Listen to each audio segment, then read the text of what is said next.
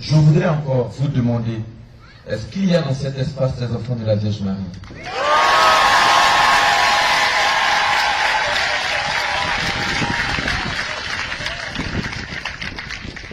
Ah, ok, il y en a. Bien. Je voudrais, pendant que tu vas m'entendre, que ma prédication commence quelque chose qui se produira pendant que tu m'écoutes. Non, je n'ai pas entendu. Je ne sais pas, certainement que les gens vont enregistrer peut-être ici. Je sais aussi qu'il y a des gens qui ont des téléphones portables qui peuvent enregistrer. Mais quand tu vas rentrer à la maison, parce que tu vas réécouter l'enseignement, toutes les fois que tu entendras chaque parole de ce que je vais dire sur l'enseignement de la Vierge Marie, quelque chose va se produire. Quand tu vas faire écouter à quelqu'un cet enseignement, quelque chose se produira également. Donc ce que je suis en train de dire, c'est une révélation que je vais vous présenter. Ce que je serai en train de dire n'est pas consigné dans les évangiles. Vous n'allez pas entendre cela quelque part. Quelqu'un me dise amen fort.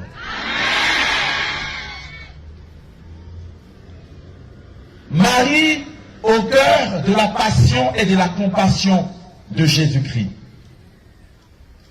Je dis bien, pendant que tu vas écouter chaque événement de ce que je vais dire, quand ça va concerner ta vie, Marie va te rejoindre. Nous sommes en train de finir le temps de carême. Mais quand j'entends, je n'ai pas encore entendu un espace qui a été accordé à la Vierge Marie durant ce temps de carême. Beaucoup de choses se sont faites entendre. Beaucoup de gens ont prêché. Beaucoup de gens ont parlé. Mais très peu ont parlé de cette femme qui était là au cœur de la passion. Je vous assure, personne ne peut imaginer la douleur que cette femme a vécue. Non, on ne peut pas décrire. Lorsque, par respect pour la tradition, Marie arrive au temple où se trouve le vieillard Siméon, elle va pour le rituel de purification, mais maintenant elle va offrir son fils premier-né comme l'avait prescrit la loi juive. Tout premier-né devait être présenté au temple.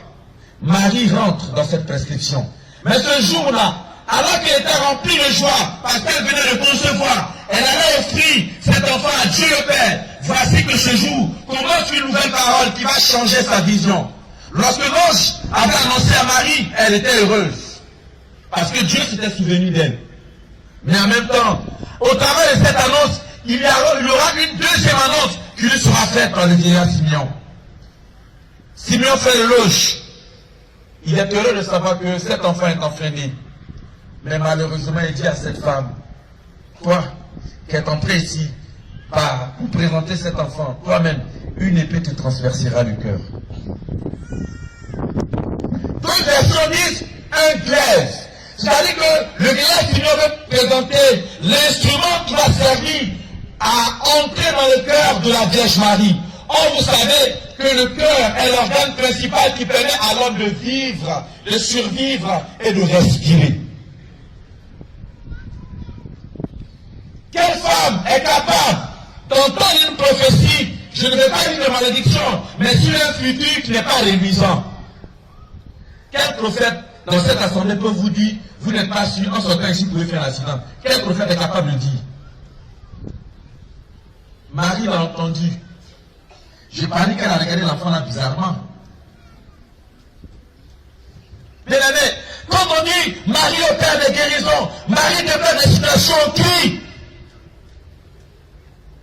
Mais Marie a payé le prix. Dis à une voisine, Marie a payé le prix.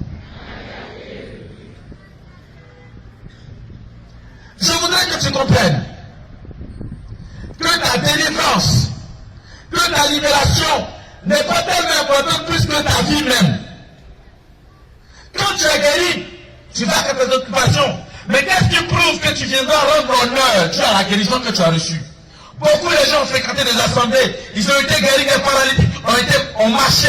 Mais combien sont revenus rendre honneur à Dieu qui leur a donné cette santé? Quelqu'un me dise amen fort. Voilà, vous avez des regards comme ça fixés là. C'est quel prêtre ça encore? Mais dis un voisin, révélation.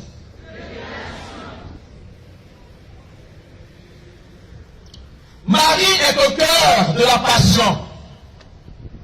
Je vous assure, les gens pour qui Jésus avait multiplié les pains, les disciples qui avaient expérimenté les puissances de guérison, ils étaient tellement réunis, mais comme on voit, les disciples nous sont soumis. Jésus leur avait consolé le pouvoir de marcher sur les démons. Mais quand la première souffrance est arrivée, quand c'est dur vraiment, c'est là qu'on voit les vrais amis. J'ai dit, quand Pierre a entendu une paire de chiffres, devant une femme, Pierre a dit, je ne le connais pas. J'imagine, parmi vous, combien de femmes disent à Jésus, je ne le connais pas, à cause d'une petite blessure égratignure. Parce que votre mari, il est sorti, il est rentré tard. Vous insultez Dieu, vous insultez la Vierge Marie, vous insultez l'église. Bien aimé, ta guérison n'est pas plus importante que ton salut. Il y a des gens qui ont été guéris, mais qui sont retournés à leur vomissement. Quelqu'un me dit amen fort. Amen 3 fois.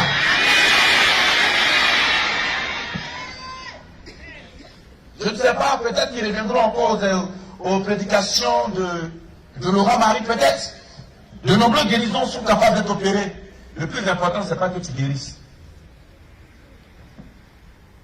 Jésus veut découvrir en toi le vrai adorateur, qui n'est pas limité par les circonstances. Ta maladie te fait changer de vision. Pourquoi? Dis-moi. On a déclaré que tu ne peux pas guérir. C'est pour cela que tu as changé de vision. C'est pour cela que Marie n'agit plus. C'est pour cela que Jésus n'est plus puissant. Même si je ne crois pas, cela ne veut pas dire que Jésus n'est pas puissant.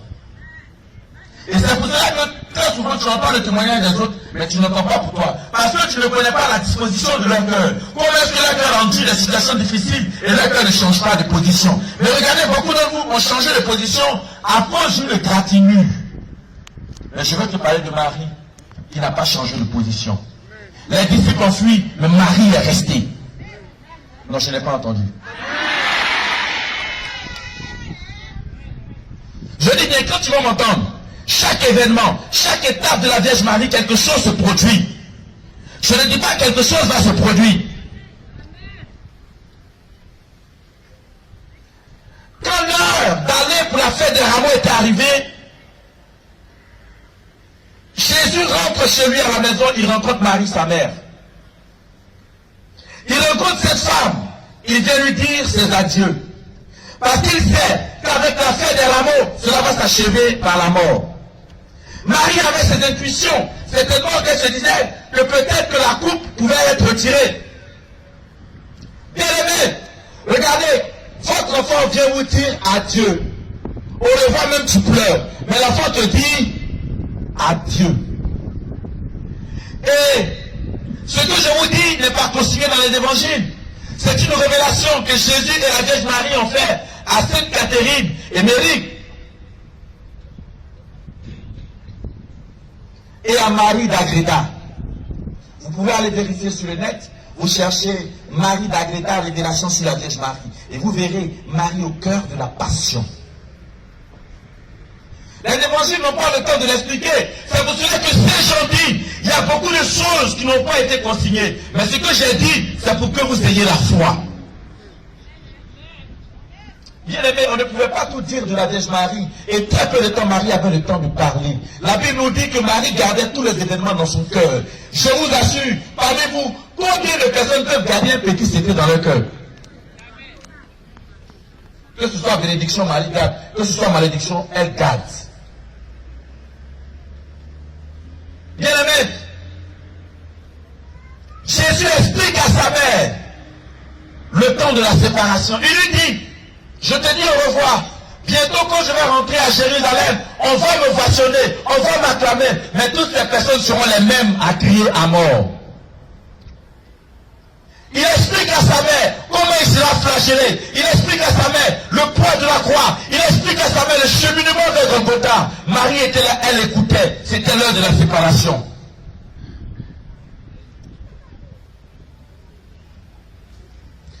Et je me permets de laisser dire par ma bouche les quelques phrases que Jésus a pu dire à sa mère. Marie regarde Jésus lui dire au revoir. Jésus est triste, ce n'est pas son habitude. Marie devine au travers de ce regard l'attitude intérieure de son fils. Elle ne peut pas le percevoir. Jésus fait seulement le sourire en disant au revoir. Mais Marie sait que c'était un Dieu. Et il dit à sa mère, il a fait asseoir. Il lui dit, maman, je suis venu pour prendre de la force et du réconfort auprès de toi. Maman, je suis comme un petit enfant qui a besoin du cœur de sa mère à cause de sa douleur. Je n'ai que toi. Maman, à cette heure, souviens-toi de moi par ton amour et par ta prière. Il n'y a que toi qui, à cette heure, sache prier. Parmi ceux qui m'aiment plus ou moins. Maman, c'est pour cette heure que je suis venu. Et surnaturellement, je la vois arriver avec joie. Mais moi, je la crains aussi. Parce que ce calice est pour moi, pour mon nom, un trahison, un reniement, de la férocité, des blasphèmes et de l'abandon. Il dit à Marie, sa mère, souviens-toi de moi, maman. Maman, adieu. Il dit, bénis-moi, maman, même au nom du Père. Et pardonne à tous, pardonnons ensemble. Dès à présent, pardonnons à ceux qui nous torturent. Et sur ces mots, Jésus s'apprête pour aller à Jérusalem. Bien-aimé, Marie entend ces paroles, elle entend ces propos. Jésus demande le soutien. Marie fait semblant de sourire, mais son cœur vient d'être transpercé par ces paroles de revoir d'adieu de son fils. Jésus s'en va. Marie sait que Jésus sera ovationné en entrant à Jérusalem, mais Marie ne le suit pas. Marie ne veut même pas suivre, parce que à ce moment, il y avait la gloire qui allait rayonner. Les gens allaient célébrer Jésus. Marie pouvait l'accompagner pour bénéficier du privilège de son fils, mais Marie ne le suit pas. Bien-aimé, discrètement, Marie, de loin, marche sur les traces de son fils. Frères et sœurs, écoutez-moi bien. De 6 heures à 9 heures du matin, après le jugement de Pilate, Jésus est conduit dans un cachot. Est-ce que je peux avoir la feuille sur les 15 douleurs? Jésus est conduit dans un cachot. Là, il y a les tortures que les évangiles ne révèlent pas, mais que vous pouvez découvrir par les révélations. Je vais vous dire comment Jésus a été torturé avant même qu'il ne soit pour être flagellé. Comment est-ce que les gens, ils avaient la haine, la détermination. La révélation va nous dire que les gens qui étaient réquisitionnés pour préparer la croix de Jésus maudissaient Jésus. Pendant qu'ils étaient en train de tailler la croix, pendant qu'ils étaient en train de tout disposer, ils maudissaient la personne qui allait se toucher sur la croix. Parce qu'à cause de cet homme, on les avait mobilisés pendant au moins 2 ou 3 jours. Ils ne pouvaient plus vaquer à leur occupation. Ils maudissaient dans leur cœur, ils insultaient, ils injuriaient, avant même que Jésus ne vienne prendre sa croix. Je te lis à présent les tortures secrètes de Jésus. Les évangiles ne l'ont pas révélé, mais je veux que tu l'entends toi aussi, pour que tu comprennes que réellement, Marie a enduré dans son cœur cette révélation du vieillard Siméon. Jésus lui-même dit ceci. Ils m'ont lié les pieds avec une corde pour me traîner en bas d'un escalier de pierre et me jeter dans une cave puante et remplie d'ordures. Ils m'ont ôté mes vêtements, ils m'ont percé le corps avec des pointes. Ils m'ont attaché une corde autour du corps, ils m'ont traîné sur le sol d'un mur à l'autre. Ils m'ont suspendu à une poutre par un nœud, coulant jusqu'à ce que je glisse et tombe sur le sol. Brisé par cette torture, j'ai versé des larmes de sang. Ils m'ont attaché à un poteau pour me percer le corps avec des armes différentes. Ils m'ont lancé des pierres et brûlé avec des charbons ardents. Ils m'ont percé avec des haleines, lacéré avec des lances pointues. Ils ont déchiré la peau, la chair et les veines de mon corps.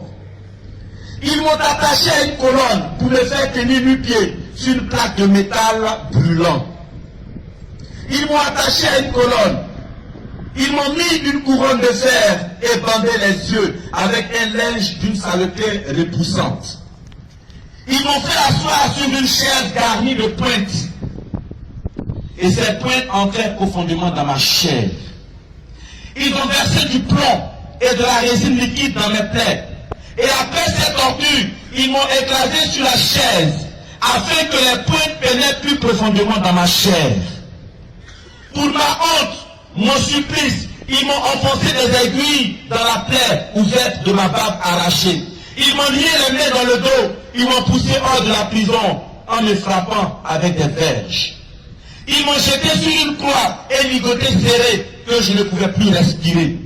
Ils m'ont frappé à la tête alors que je gisais sur le sol. Et l'un d'eux, appuyant son pied sur ma poitrine, m'a enfoncé une épine de couronne à travers ma langue.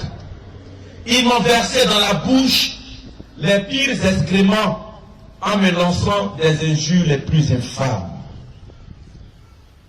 Voici la révélation des 15 tortures secrètes de notre Seigneur Jésus. Bien-aimés, voici ce que Jésus décrit de ce qu'il a enduré, de ce qu'il a subi. Marie marche sur les traces de Jésus, mais elle va découvrir cela lorsqu'elle va se retrouver au pied de la croix. Pendant qu'il n'y a personne, les gens détachent Jésus de la croix et on remet le corps sans vie à cette femme qui avait tout donné à l'humanité, qui avait tout donné à l'univers. Cette femme s'est dépouillée de ce qu'elle avait de précieux. Cet enfant avait guéri des malades, mais voici que l'enfant revient sur ses pieds, tout défiguré. Je me demande, est-ce qu'elle a pu reconnaître son fils? Est-ce qu'elle a pu savoir que c'était réellement Jésus qui était sur ses bras? Dites-moi, femme, comment vous sentez-vous quand le fils unique que vous avez vient de partir? Marie était assise. Marie a reçu ce corps sans vie. Je me dis que Marie était au cœur de la passion et Marie a vécu de la compassion. Bien-aimé, Marie n'est pas étrangère à ta souffrance. Elle n'est pas étrangère à ce que tu vis parce qu'elle-même, elle a expérimenté en tant qu'épouse, en tant que femme et en tant que mère. Dis-moi, est-ce qu'il y a une douleur aussi comparable à cette femme? Dis-moi, si cette femme n'a pas pleuré, pourquoi Marie pleure-t-elle des larmes de sang? Pourquoi Marie pleure-t-elle de l'huile? Pourquoi Marie aujourd'hui est blessée quand son peuple est en train de souffrir? Dis-moi, femme, y a-t-il une douleur que Marie n'a pas vécue? Y a-t-il une souffrance que Marie n'a pas connue? Dites-moi, qu'est-ce que vous vivez que Marie n'a pas vécu? Toi qui te plais à longueur de journée, toi qui pleures, toi qui es en train de récriminer, dites-moi, n'y a-t-il pas quelqu'un qui puisse t'entendre? Marie t'entend cet après-midi. Je dis bien, cette femme l'a vécu, cette femme l'a enduré, cette femme l'a supporté. Je te dis que son cœur est largement ouvert. Non, je n'ai pas entendu. Quand tu m'écoutes, quelque chose se produit. Je dis bien que le cœur de Marie te rejoint. Non, je n'ai pas entendu. Ce que je dis, ce n'est pas pour te caresser. Je suis en train de te parler d'une femme qui a pleuré. Je ne sais pas si elle a pleuré des larmes de sable. Je ne sais même plus s'il y avait encore des larmes qui étaient capables de sortir pour exprimer sa douleur. Arrivé à cet moment, la douleur est tellement intense que les mots ne sont plus, que les paroles ne sont plus, il n'y a que les gémissements qui se laissent transparaître. Bien-aimé, chaque gémissement était ta libération, chaque larme versée était ta délivrance, chaque angoisse était pour ta libération. Marie l'a enduré dans son corps, dans son cœur, dans son âme, dans son esprit. Marie l'a enduré pour toi. Je dis qu'elle l'a enduré pour toi, elle l'a subi pour toi, elle a souffert. Il n'y avait pas de consolation pour elle. Non, non, non. Il n'y avait personne. Je dis, Jean était là, oui. Il n'y avait personne. Mais Marie devient ta consolation. C'est elle qui vient essuyer tes larmes. C'est elle qui vient te redonner ta dignité de femme et de mère. C'est elle qui vient te relever, qui te permet de marcher, d'avancer. Les gens ne t'ont pas considéré. Les gens t'ont peut-être sous-estimé. Mais Marie a pensé à toi. Marie s'est souvenue de toi. Marie a souffert pour toi. Quand tu m'entends, tu pleures encore. Tu coules des larmes. Mais je dis, Marie est compatissante. Marie te rejoint dans tes douleurs. La méchanceté des hommes t'a empêché d'avancer. Ton mari n'est plus stable. Tu ne peux pas concevoir. Tout est difficile. Tout est fermé. Marie a regardé devant elle. Il n'y avait pas de disciple. Il n'y avait pas de soutien. Elle s'est retrouvée seule. Heureusement qu'il y avait le disciple que Jésus aimait. Ce disciple bien-aimé, c'est toi, ma soeur. Ce disciple bien-aimé, c'est toi, mon frère. Tu étais là au pied de la croix avec la Vierge Marie. Tu te tenais là quand Jésus était cloué sur la croix. Tu étais là, présente, assistante. Tu es le disciple bien-aimé. On ne le nomme pas. On ne dit pas que c'est un tel. Mais je ne sais pas comment tu te nommes. Mais je t'appelle par ton nom pour te dire qu'à cet instant, tu étais au pied de la croix avec la Vierge Marie. Comment est-ce que tu t'appelles? Mais je vais te dire que tu étais présent. Tu es le disciple bien-aimé. Jésus a dit, femme, voici ton fils. Fils, voici ta mère. Et ce jour-là, le disciple bien-aimé l'a pris chez lui. Pendant que tu m'entends, ouvre ton cœur et reçois la Vierge Marie. Non. Je dis pendant que tu m'entends, ouvre ton cœur et reçois la Vierge. La Vierge. Marie. Celle qu'on appelle l'épouse du Saint-Esprit. Celle qu'on appelle Notre-Dame des Apôtres. Celle qu'on appelle la Reine du Ciel. Celle qu'on appelle Notre-Dame des Anges. Celle qu'on appelle consolatrice des affligés, celle qu'on appelle secours des chrétiens, celle qu'on appelle, toi qui accompagnes les femmes en souffrance et en détresse. Marie t'accompagne, Marie te tient par la main, qui est devant ton obstacle. Marie veut te tenir par sa main et avancer avec toi. Qui se tient devant toi? Dis-moi, quel est l'obstacle qui te tient devant toi? Marie avance avec toi. Si tu savais que cette femme, je ne sais pas combien de personnes sont en train de pleurer, des larmes sont en train de couler, parce que Marie encore est en train de pleurer pendant que je parle. Oui, Marie est en train de revivre l'événement de la passion. Marie est en train de revivre l'événement de la compassion. Et elle s'unit à ton cœur, parce qu'elle sait que ton cœur est malade. Je t'assure que les guérisons sont en train de s'opérer. Non, je te dis que l'intercession de Marie se fait pendant que je prêche. Si tu savais qui est cette femme, tu ne laisseras pas les gens l'insulter. Tu ne laisseras pas les gens la maudire. Tu ne laisseras pas les gens marcher sur elle. De sorte que dans son apparition à Fatima, elle a révélé aux 3 enfants, il y a beaucoup de sacrilèges. Il y a des gens qui m'insultent. Il y a des gens qui m'humilient. Et pourtant mon cœur a tout enduré. Et pourtant mon cœur a tout supporté. Lorsque Marie dit toutes les générations, elle n'a pas dit que tous les chrétiens. Elle n'a pas dit tous les catholiques. Elle a dit toutes les générations, que tu sois en Occident, que tu sois en Orient, que tu sois en Océanie, que tu sois en Afrique, la Vierge Marie est célébrée, la Vierge Marie est exaltée. Pourquoi laisses-tu les gens marcher sur elle? Dis-moi. Pourquoi as-tu changé son image? Pourquoi as-tu déplacé la statue? Pourquoi est-ce que tu n'entretiens pas? Regarde ton oratoire est sale. Il y a des toits d'araignée, Marie est là-bas. Et tu entretiens ta chambre. Il y a la climatisation. Tu prends soin de ton corps. Tu prends soin de tes vêtements. Dis-moi, est-ce que cette femme a la place dans ton cœur? Je m'arrête là. Que la Vierge Marie vous bénisse.